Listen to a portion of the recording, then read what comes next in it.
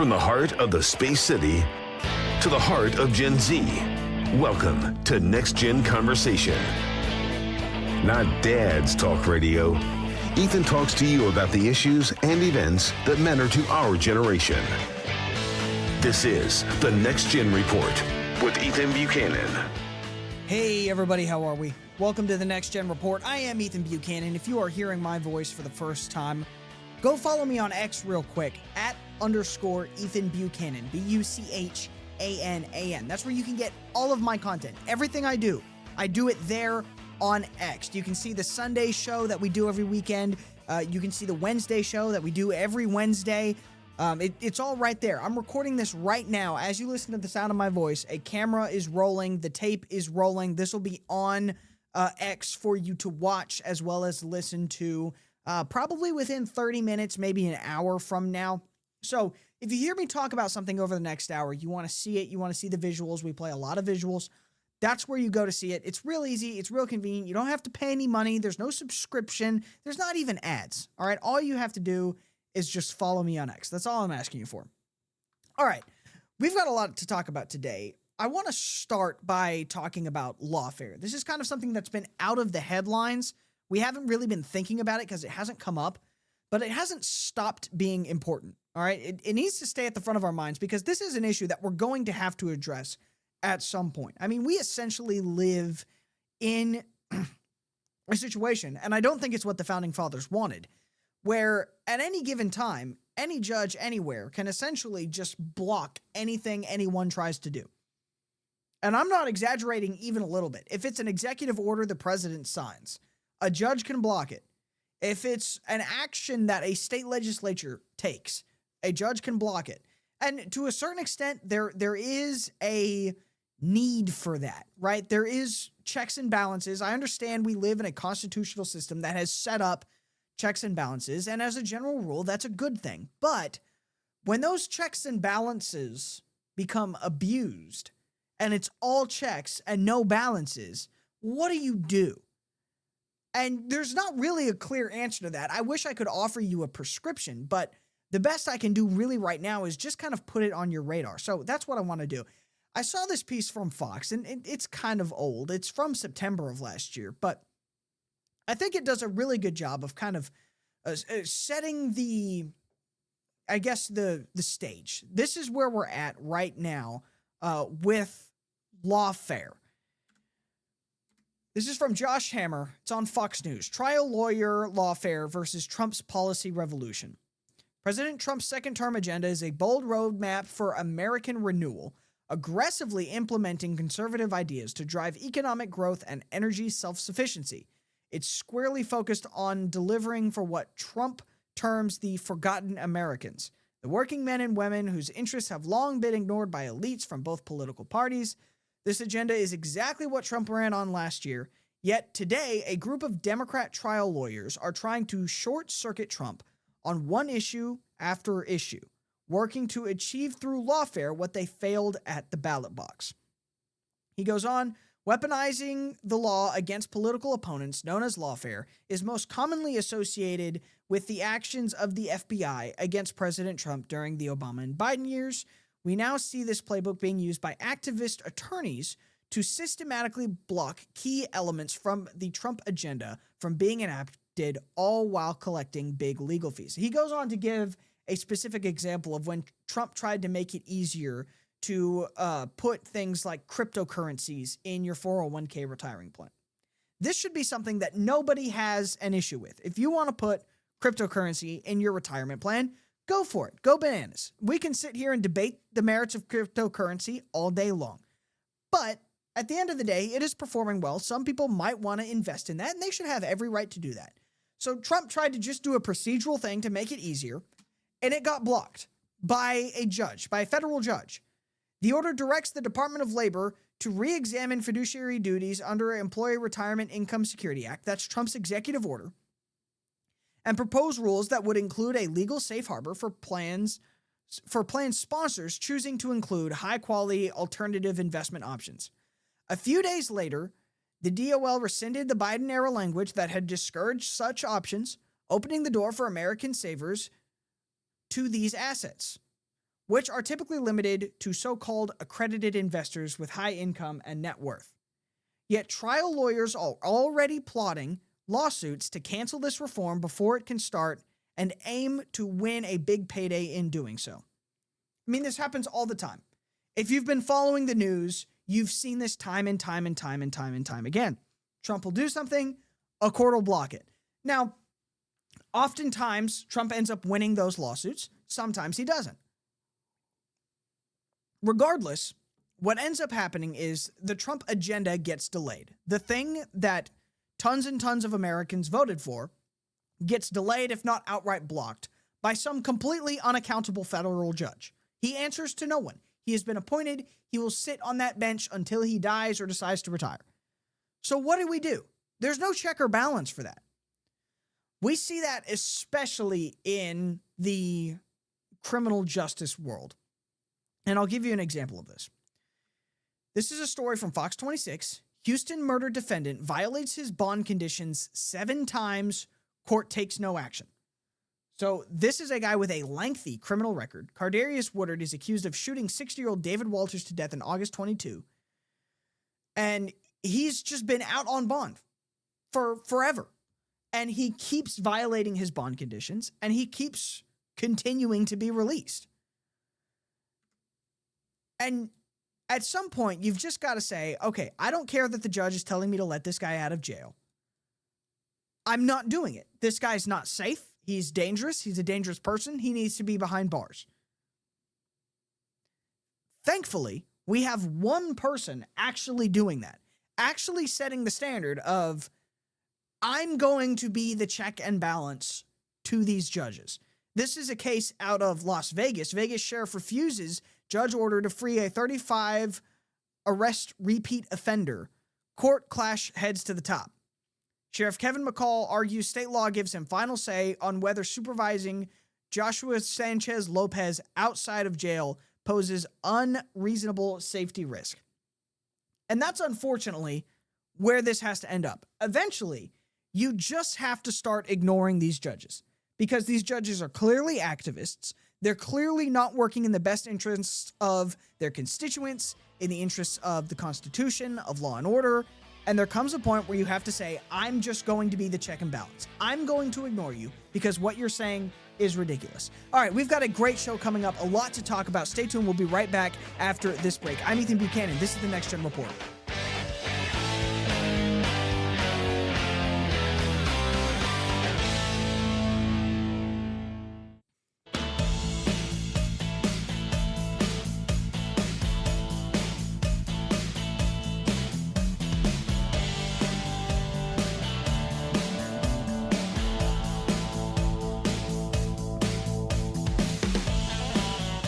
Alrighty, welcome back, ladies and gentlemen. Once again, I'd ask you to follow me on X at _Ethan Buchanan, Buchanan. If you like what you heard in the last segment, you want to hear more, stay right here.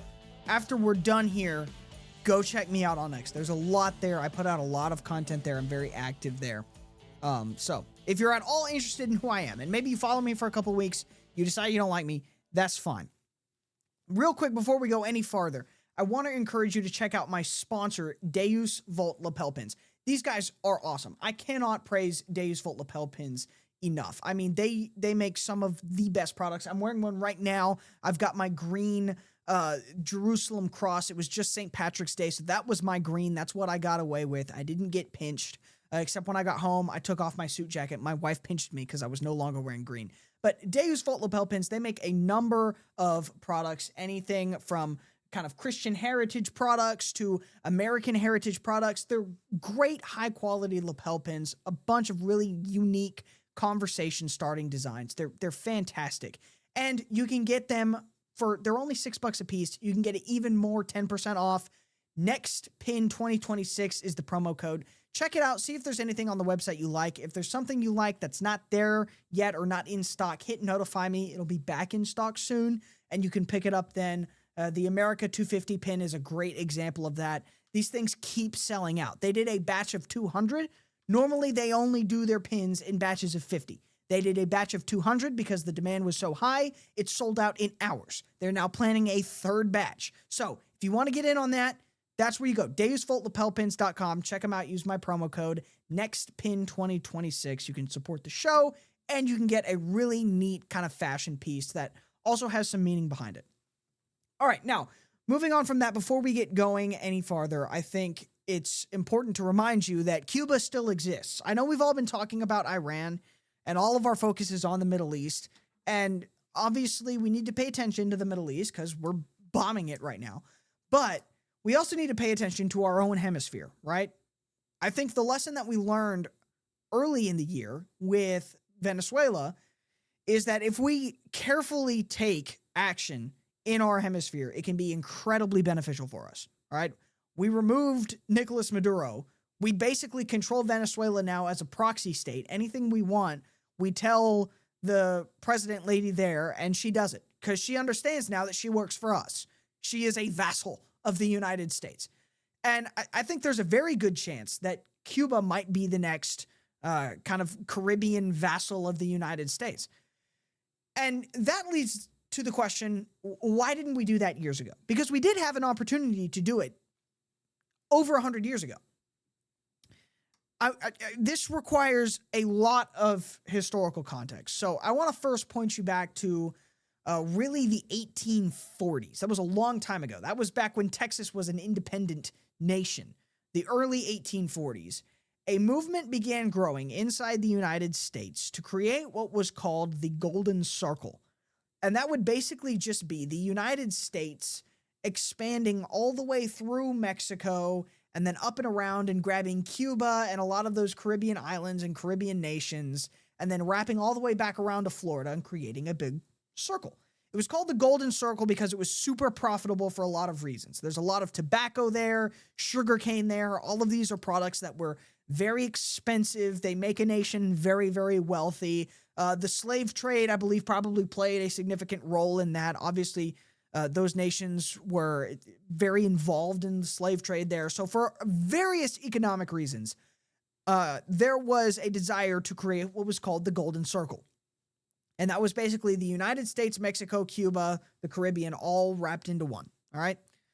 That's the context. Now, this idea persisted in form or fashion, kind of ebbed and flowed in and out of popularity. At one time in the 50s, the Knights of the Golden Circle had basically what amounted to a huge army ready to go march on Mexico and basically claim the Caribbean for the United States. Now, for a number of different reasons, including the American Civil War, that never ended up happening, and this idea was never taken particularly seriously. A lot of people don't even know that this is a thing that happened. And that was kind of forgotten until the late 1800s when we went to war with Spain. And at the time, a bunch of people who had in their younger years, in the early to mid 1800s, opposed the Golden Circle and things like that. All those people thought, okay, well, we're just going to become another colonial empire and it's going to be a disaster and la-di-da-di-da. And so one of the things that happened was at the onset of the Spanish-American War, there was a particular amendment in the declaration of war called the Teller Amendment, where it said we're not going to take sovereignty of Cuba. We're not going to do that. It's not an objective of this war. It will not happen. Now, why Cuba specifically got singled out, I don't know the details of. You'll have to ask a trained historian about that, because at the end of that war, we ended up taking possession of a lot of stuff from Spain. We kicked Spain's butt 6 ways from Sunday, and we took all of their stuff. Cuba ended up being effectively liberated from that, but we claimed Puerto Rico, we claimed the Philippines, we claimed Guam. Some of those places we still hold today. I believe we still hold Guam. I know we still hold Puerto Rico. That's one of our territories. We ended up giving the Philippines independence, and I don't know why there. That doesn't really matter. But we had an opportunity to take Cuba. We took a lot of other colonies from Spain, but we never took Cuba. Now, how has that worked out in the long run? Not particularly well. Cuba's now a communist nation on our doorstep. It's 90 miles away and it's causing problems. It's caused us problems for a long time. We all remember the Cuban Missile Crisis. Of course, I don't. I wasn't born yet. My parents weren't even born yet. But there are people alive today that remember the Cuban Missile Crisis. That is a direct result of the fact that we didn't take control of Cuba. when we had the opportunity to do it. I think it would have been a good idea to do it.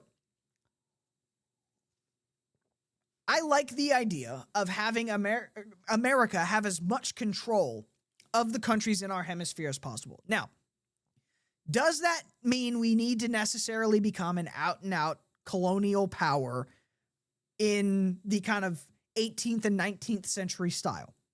Not necessarily, no. But I think it is a good idea to, if there's a nation state in our hemisphere that's not friendly to us, we take control of them. We eliminate them from being a threat however possible. There's good and bad ways to do that. The Bay of Pigs was a disaster. That was not a good idea.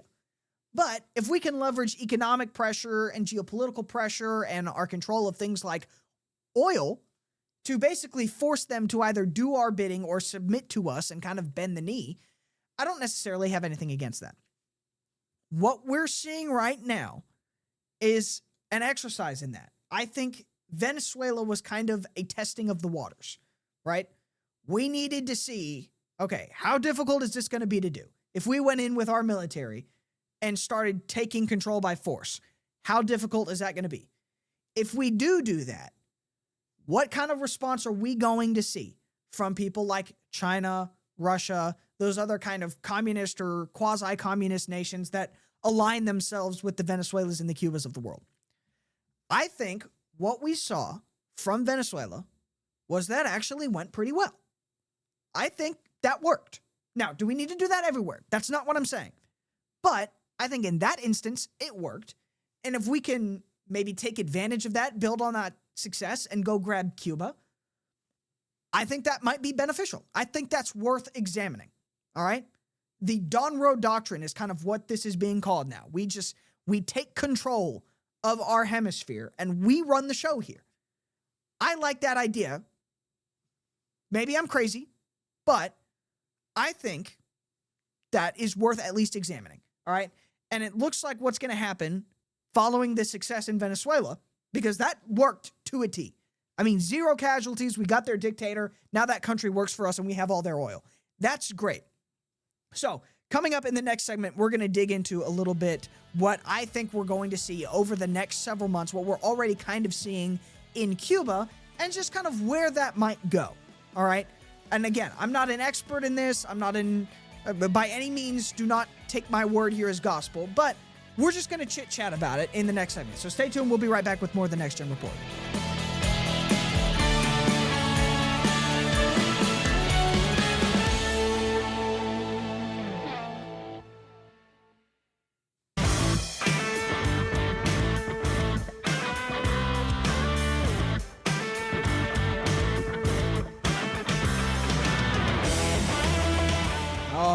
Welcome back to the Next Gen Report. We're talking about Cuba. I know that it's kind of gone to the sidelines. Everybody wants to talk about Iran. But I think Cuba is interesting. And maybe this is just because I'm a cigar guy. I enjoy having a cigar.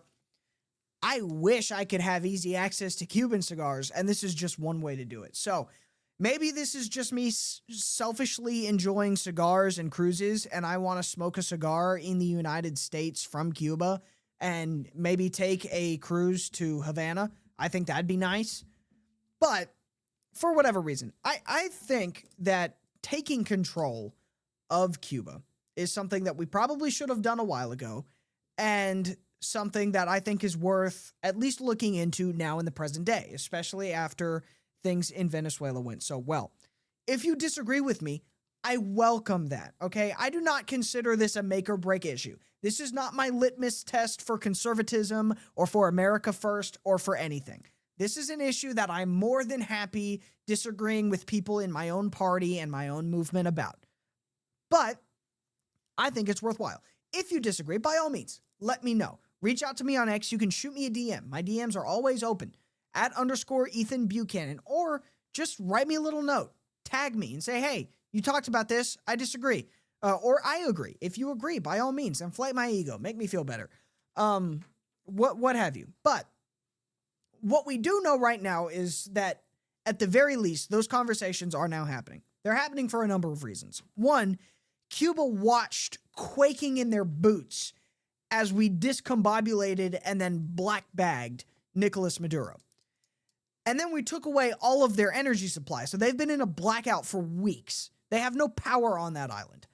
That is 100% a problem for them. They're not happy about it. We also know that conversations between the Cuban regime and our own government are already happening. They have been happening for probably weeks, if not a couple of months now. Here is Donald Trump back in February, early February, right after we black-bagged Maduro. Here he is in the Oval Office. I believe this is NBC he did this interview with. And he's saying, yeah, we're talking with the Cuban regime right now. Take a listen.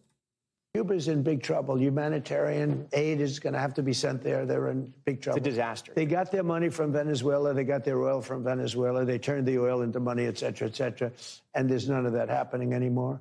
They're in big trouble. Do you think that government is still there, though? Do you think that government lasts? I don't want to say that, but we are talking to Cuba. You're talking to Cuba. You know what? Look, we have tens of thousands of people that were forced out there here. They voted for me, 94%. Cuban population, previous Cuban population. Now they're Cuban Americans. Maybe they go back. Maybe they want to go back. They're going to have that choice. But for years, they've been talking about this happening. Now it's happening. We are talking to Cuba.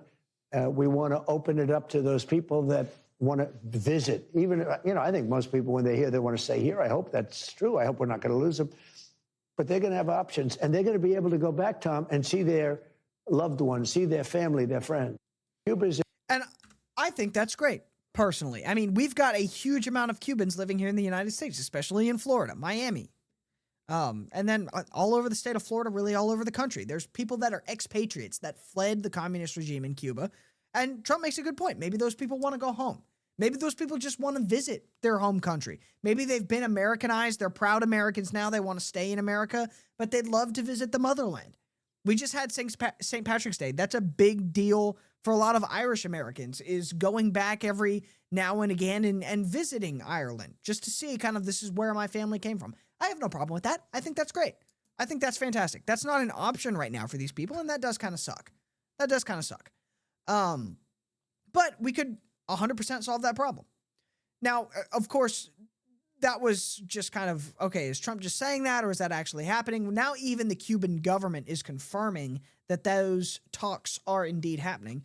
Here is the New York Post. Cuban president confirms talks with the U.S. after Trump floated a friendly takeover. Again, this is a couple weeks old, so that just kind of makes the case. This has been happening, all right? This is worth paying attention to because it's in development right now. Don't say you were blindsided by this when it actually occurs. I'm talking about it now. It's been going on for 2 months, all right? Cuban President Miguel Diaz-Canel confirmed Friday that his government is in talks with the United States after President Trump floated a friendly takeover of the communist island. These talks have been aimed at finding solutions through dialogue to the bilateral differences that we have between the two nations, Diaz-Canel said in a televised statement. The international factors have facilitated these exchanges. So that basically tells you what I've been saying. He watched and crapped his pants as we black-bagged Maduro, and he doesn't want to get the same treatment. So for all of you left-wingers who were losing your minds when Trump did this, it just goes to show you that that worked. We scared the crap out of Cuba, and now they're kind of capitulating to our desires. I think this is great. Now, of course, we've taken full advantage of what we did in Cuba to kind of double down on that. We now control all of Venezuela's oil. Basically, all of Cuba's energy was coming from Venezuela. They've got none now. We've turned it off. We've shut off their power completely. Their people are now upset with the communist regime about this. This is an example of what the CIA should have been doing all throughout the 60s when we were trifling about with the Bay of Pigs. We should have just done this because it works. Now, Cuba's people are basically revolting in the streets right now. We have videos of it. Here it is. Here's some of the protests out of Cuba. You can hear it. These people are screaming. They're chanting. They're running through the streets. This is why you should be watching on X. You can actually see these protests. They've got flashlights, but there's no lights anywhere. The street lights are out. The building lights are out. The only lights are coming from flashlights and I guess the headlights on this guy's motorcycle and some of these cars. But the people are out protesting in force. They've even completely stormed and set fire to the Communist Party headquarters in Cuba. Here's the video of that. People marching into the Communist Party headquarters in Morón Sigüelo de Avila in Cuba, torching the place, setting it on fire. And there's other videos floating around the internet of these Cubans chanting Libertad, Libertad, which is Spanish for liberty, as they go and they continue to protest the communist government. And again, this is great. I mean, less communism in the world is objectively a good thing. Even if it doesn't affect us immediately, directly, less communism in the world is a good thing. Does that mean we need to go to war with every communist country in kind of the style of the Vietnam War? No, obviously not. But if we can do things simply and easily and practically to reduce communism, or if nothing else, reduce communism's proximity to the United States, I think that's a good thing. Maybe I'm crazy. Maybe I'm a globalist, imperialist, colonialist, whatever you want to call me. But I think that's a good thing. And Trump is now outright saying, this is more recent, we're getting closer to the present day. As all of this goes on, he's coming out and saying outright in the Oval Office, I think I'm going to be the president that takes over Cuba. Here he is saying that in a press conference. This is on March 16th. This is recently. Here he is saying, I think I'm going to take over Cuba. You know, all my life I've been hearing about the United States and Cuba.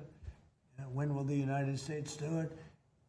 I do believe I'll be having the honor of taking Cuba. That'd be good. That's a big honor. Taking Cuba. Taking Cuba in some form, yeah.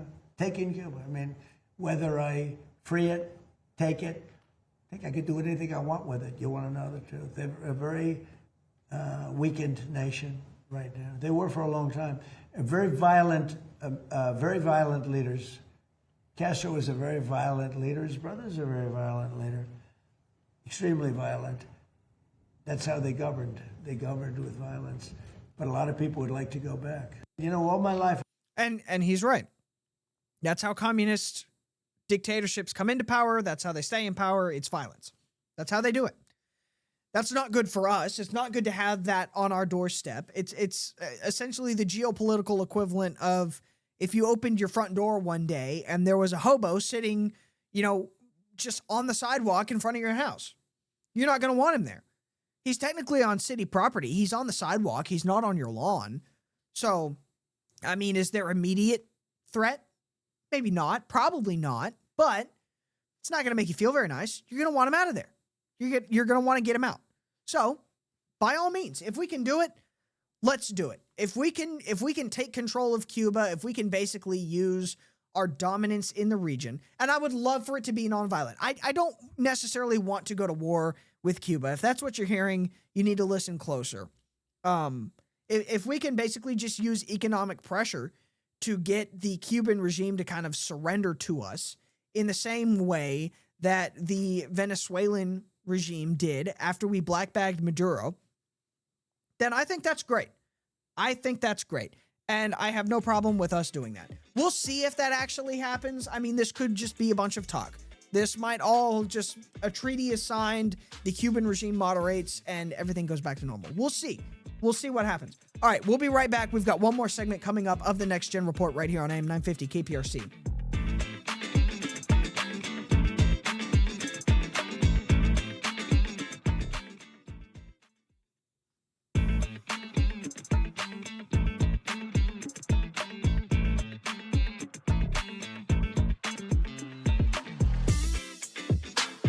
Alrighty, welcome back, ladies and gentlemen. We're going to close out here on a couple of different notes. Once again, I want to ask you, go follow me on X real quick, @_Ethan Buchanan, Buchanan. If you've liked what you've heard so far, we're coming to the end of this Wednesday episode of the show. I'm super happy to be here in this morning time slot. Normally, I'm not. Tomorrow, it'll be Walton and Johnson again. But today, I'm blessed. I'm honored to be here in this time slot with you. If you want to hear me in this time slot more, the best things you can do to make that happen, because you're the only ones that can make that happen. I can't do it. I have to convince people above me to do it, and here's how I do it. go to my X page @_Ethan Buchanan and follow me there. Or go support my show sponsor, Deus Volt lapel pins. Again, this is a great product. This isn't someone that I endorse just because they pay me. This is someone I reached out to and said, I love your product. I've bought it with my own money. I want to back you. I want you to back me. Let's partner up. And that's what we did. So go check out my show sponsor, Deus Volt lapel pins. Go check out my X page. And maybe if that goes well, we'll be back here on other days. Or it'll just be Walton and Johnson, which is fine too. I love Walton and Johnson. Those are great guys over there. Happy to work with them. But let's close out first with just to iron home the point about Cuba. The Cuban economy, as Marco Rubio will point out in the clip I'm about to play you, just doesn't work. Communism just doesn't work. Communism is the idea that nobody actually has to pay for anything. And that idea is trying to survive in a world where somebody eventually has to pay for everything. And Marco Rubio makes this point fantastically. I want you to take a listen to it. Listen. The embargo is codified. And but the bottom line is their economy doesn't work. It's a non-functional economy. It's an economy that has survived. That revolution, it's not even a revolution, that thing they have has survived on subsidies from the Soviet Union and now from Venezuela. They don't get subsidies anymore, so they're in a lot of trouble. And the people in charge, they don't know how to fix it. So they have to get new people in charge. That's what has to happen. And the relationship we have with Venezuela has been, I think you could almost say, incredible. I think you could almost say incredible. So there you go. And it's worth pointing out, Marco Rubio doesn't not know what he's talking about. He is ethnically Cuban. He's an American by every stretch of the imagination, but ethnically speaking, he's Cuban. I believe his parents were Cuban refugees or Cuban immigrants or whatever term you want to use. So it's not like he's distantly removed from the situation. He knows what he's talking about. All right. And he's right. Eventually, somebody foots the bill for everything. Now, if you're Cuba for the last several years, it's been Venezuela or Soviet Russia or whoever. Soviet Russia collapsed, so then it was just Venezuela. Venezuela's collapsed. We own that country now, and we're no longer allowing Venezuela to put the basically the backing that Cuba needs into place in order to allow communism to survive. And that's why their power's out. It's also out because we turned it off, but yeah, anyway, all that being said, I think that just clip deserved to be played. It did a good job of making the point that communism doesn't work. Us taking over Cuba would help them. Now, let's move on and talk about elections for the next 7 or so minutes that I have you here. It is still election season. I know we have election fatigue. I understand. And I'm sorry to do this, but unfortunately, we live in a world of politics, all right? You can sit there and say, I don't want to worry about it. I don't want politics to affect me. I just want to live my life. Guess what? That works until it doesn't. Politics will affect your life. You have to pay attention to politics. I know it's hard. I know it's a lot of work. I know it requires time. And I hear all of those concerns and I feel them. I'm in the same boat myself. But this is real life, okay? These people run our country. They run our nation. This stuff matters. So let's grow up a little bit. Let's stop burying our heads in the sand and let's just be active in our system, okay? It's not impossible. So let's talk about some of the people that our Republican candidates are going to be facing coming up in the November election. One such person here in Texas is Bobby Pudillo, or I don't know how to pronounce his name. I'm not going to pretend to know. Let me read you what the New York Post had to say about this guy. Democrat challenger in Texas House race starred in his own bizarre music video where he played a pervert. And that's a pretty good summary of what happened. I'm not going to play you the video because it's weird and creepy. I think it's technically not so explicit that I can't play it, but it's weird and creepy enough for me to not want to play it. I don't even want to watch it. I saw it the first time and I was like, what the hell is going on here? So I think the description will be enough here, but let's dig into this. A Latin Grammy winner, gosh, I can't speak, challenging GOP rep Monica de la Cruz in Texas once starred in a bizarre music video as a pervert who masturbates in public and has a strange history of making homophobic remarks on social media, the Post has learned. Tejano singer Bobby Pulido won the Democratic primary earlier this month in the state's 15th congressional district as the moderate in the race who has taken nearly $1 million in contributions from the Blue Dog Coalition and focused on workers, economic concerns, border security, and local issues. But a review of his social media presence, stretching back more than a decade, suggests he may be more interested in pleasing himself. Pun intended. In a music video for his song Diez de Ayer, Pulido pantomimed as multiple characters, including an exhibitionist who wraps himself in a red blanket while repeatedly masturbating and even exposing himself to women while apparently on a private jet flight. The two-time Latin Grammy winner seemingly caused a stir with the 2010 video, which also displayed him as a homosexual admirer of the serial exhibitionist figure, that he faced questions from the Mexican press about his sexuality, and the same month it was released on an eponymous album. There's a lot of big words in there, but basically this guy's kind of got a weird, freaky history. Now, this is music, this is Latin music. I'm not in those worlds, so I don't know. Maybe this is normal by, I guess, Hollywood music standards or whatever the Latin equivalent of Hollywood is. I think it's weird. The Democrats should have vetted this guy better. You know who they should have vetted way better than that guy? Is James Tallarico. Because if you've paid attention to the news, to the headlines, to social media, you've seen the Democrats acting like Beto O'Rourke is the Messiah. Like they really do believe, in the same vein that they really believed Beto O'Rourke in 2018 was going to flip the state of Texas, they really believe that Beto O'Rourke is going to flip the state of Texas right now. And that's just not going to happen. If for no other reason than it's because the guy is vegan. Take a listen to this dude. We have, I think, heard more and more issues of animal welfare. I think not just because it's the right thing to do and the moral thing to do, but also it's, as all of you know, necessary to fight climate change. It is now existential that we try to reduce our meat consumption and that we try to respect animals in all aspects of society. And so I am proud to say that our campaign has officially become a non-meat campaign. So we are only buying vegan products from our local vegan businesses. Some of you may know Big Nona's. They were little Nona's, and then they opened up brick and mortar, so another Big Nona's. But we just got our pizza from there today. And so the point is that I think all of us, not just policymakers, but everyone has to take personal responsibility in this effort. We have now whoever ends up running against Beto O'Rourke here, and it's probably going to be Ken Paxton. Cut that video and just run with it from now until November.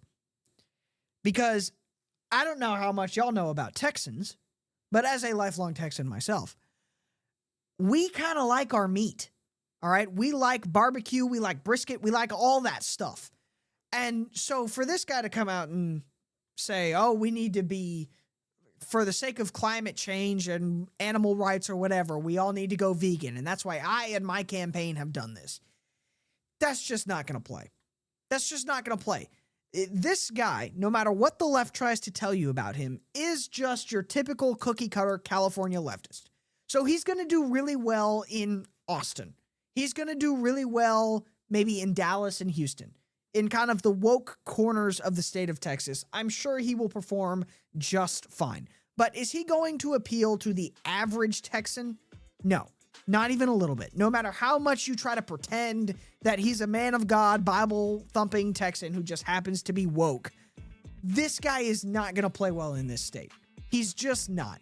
And you could have picked a candidate that would have, but you didn't. All right, I am Ethan Buchanan. This has been the Next Gen Report. We'll see you right here, AM 950 KPRC at 7 p.m. on Sunday. Thank you very much for listening.